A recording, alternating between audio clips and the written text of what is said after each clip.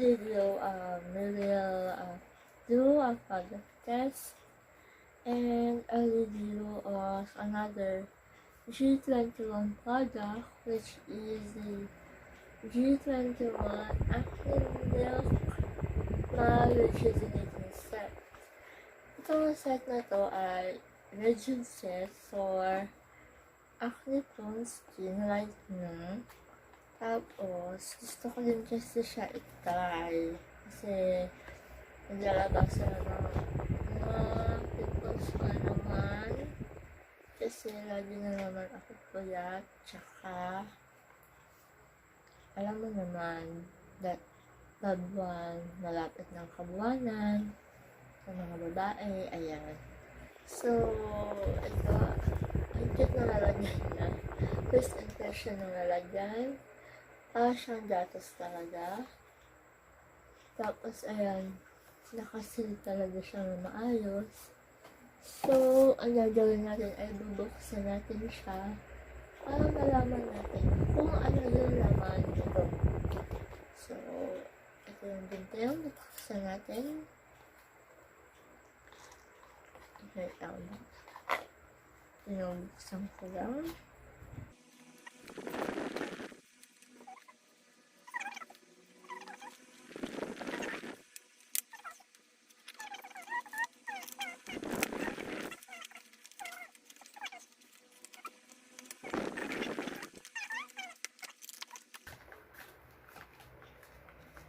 Ang laman nitong set ay yung G21 Fudgy Papaya Honey Oatmeal. Tapos yung G21 Milk Toner.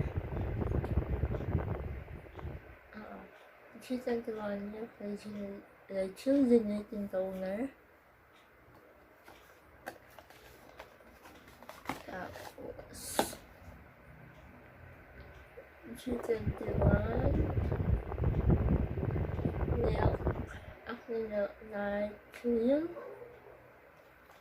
Then G21 Milk Day Cream. Itong dalawa ay 10 grams each. And 10 grams each. Kung makikita nyo. 10 grams. It's 10 grams. At itong toner ay 60 ml lang. And itong soap, meron pa kasi akong soap na natira dun sa isang set din ng G21, yung G21 Last Skin Set, which is yung G21 Rosy Core Toner, yung Perfect Serum, tsaka yung Fudgy Papaya din. Actually, ang natira na lang sa akin last time ay yan, nakalahati ko na. Since parehas lang naman sila, ito naman gagamitin ko kasi sayang naman. Ito naman uubusin ko. Tapos, ang bala ko, pwede mo din siyang gawin gamitan ng soap, toner, yung serum, tsaka ito, itong dalawa. Pwede din na itong set lang, ang gawin na din. Pwede ito lang din ang gamitin mo. And pwede din yung may serum. Since may serum ako at marami pa siya, kakabukas ko lang ulit. Actually, ang 3 bottles ko na to. I-continue ko kasi sobrang kanya. Dali siya makagay ng pimples. Kaya i-continue ko to. Kasama nung itong acne nail na set. Itong acne nail. So, without further ado, maghihilamos ako gamit yung ito. Yung soap ng G21. So, wait lang. Babalikan ko kayo guys. A few moments later. So, hi guys, I'm back. Ayan. As you can see, bawang hilamos ako. Kasi gamit ako yung G21 na sabon.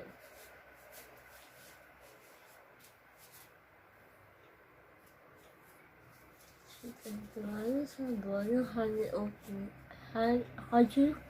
Pag-ayaw, honey oatmeal. Ayun, makikita nyo, basa ko. Makita nyo na talagang naghilamos ako. Next step ay ang toner. So, wala siyang instruction. So, sa mga hindi alam o first time pa lang gumamit ng mga regimens, panoorin niyo po kung paano. Wait lang. Kukuha lang ako ng cotton balls.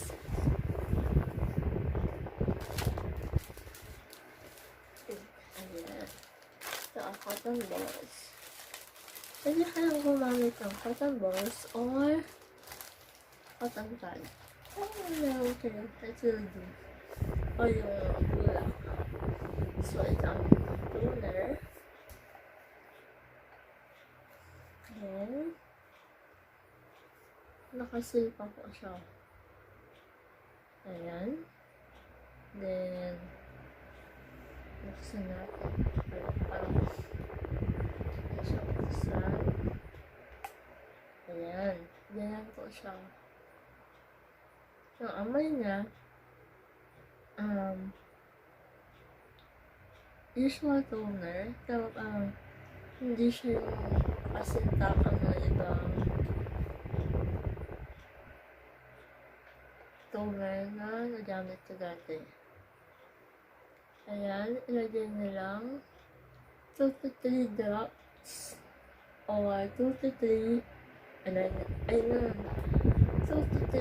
2 to 5 drops ng toner. Pasensyahan nyo na medyo lutang ang isip ko ngayon. Excited just akong gamitin.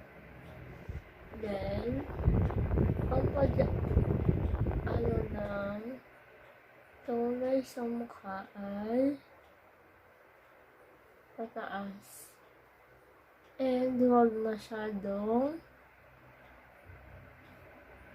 dito masyadong madiin. Tama lang. Kasi panasabahan naman siya sa diin.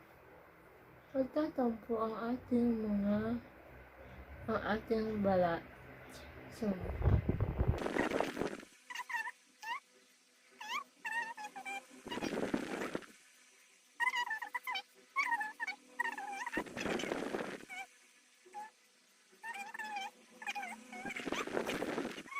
then, yung sinasabi ko nga, pwede kayong gumamit, after nyo mag-toner, pwede kayong gumamit itong G21% skin serum. Kasi makakatulog to mag-dry ng pimples nyo, tsaka magkakaroon ng glowing effect ang face nyo kapag continuous nyo ginamit. Kasi lahat ng bagay, hindi naman agad-agad, hindi siya katulad instant noodles na pag niluto mo ng 3 minutes, instant agad yan. Kasi ang mga skincare, lalo na yung mga natural na skincare, ang mga organic, it takes time. Kasi, syempre,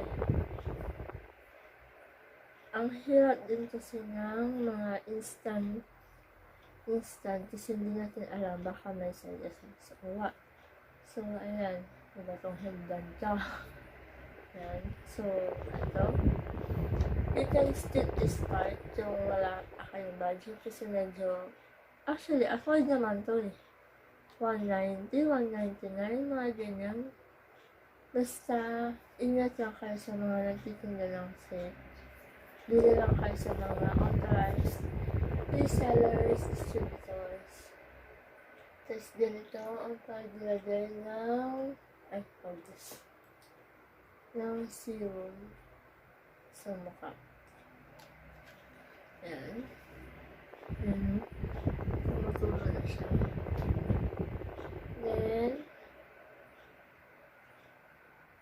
i-ano mo lang, i-spread na lang.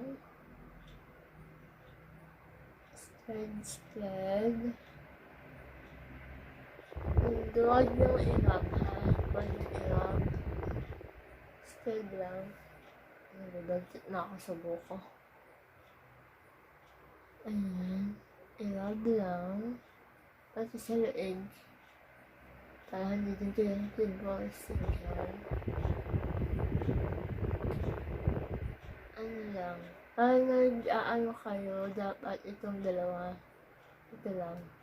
Kasi hindi siya masyadong grabe ang pressure sa mukha. Ayan. Basta nasirin pa ang tumutuloy na siya. Pat-pat nyo na lang. Parang may pinapatulog lang kayong bata. Charot. Sa ganyan. Masisino na din naman kung nagsimpi na pag inabsorb na ng mukha nyo yung serum. So, ayan. A few moments later.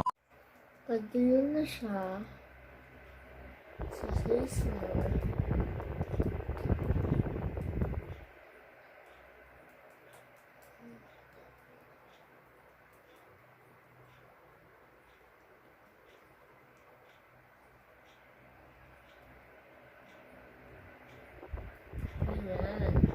Pag yun na siya, pwede nyo lang gamitin yung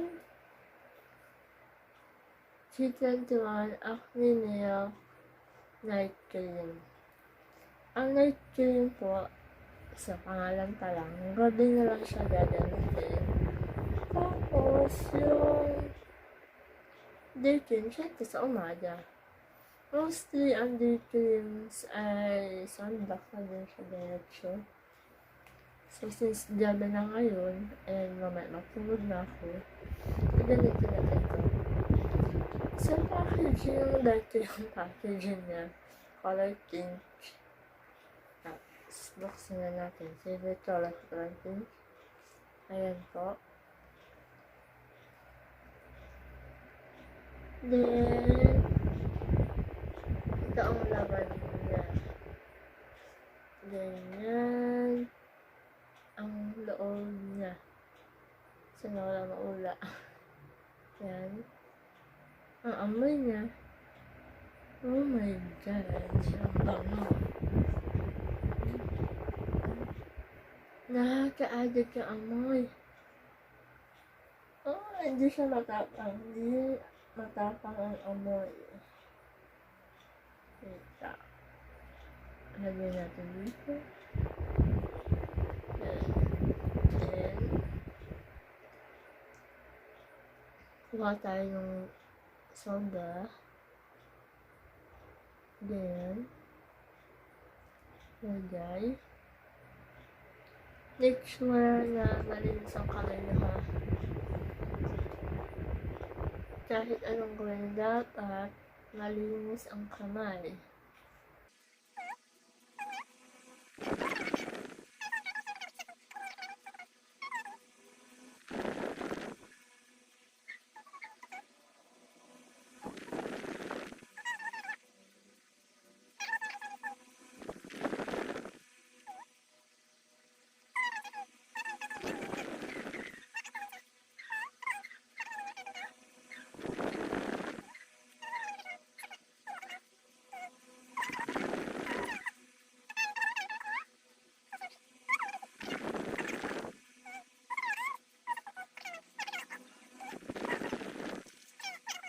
Yun. Para sa inyo, titignan natin kung ano itsura ng G21 Milk Day Cream. Aamoyin ko lang. Paano amoy? Ayan siya. Oops. Umaagaw. Ay, yun. OMG. Ano yung amoy niya? Parang kasi amoy niya lang yung night cream. Pero mas subtle. Yun. So, ayun guys. Ito ang day 1. And, promise na talaga. Gagawa na ka-exhibit ng videos na updates para dito sa G21 Acne. And kung effective talaga siya for you. So, ayun. And dun nga pala sa last set na ginamit ko, yung G21 glass skin set, effective din siya, promise. Kaya lang talaga, lagi lang talaga ako pupuyat. And talagang sa hormones ko na ako naman. So, ayan. See you guys sa mga next update ko about this product. Ciao!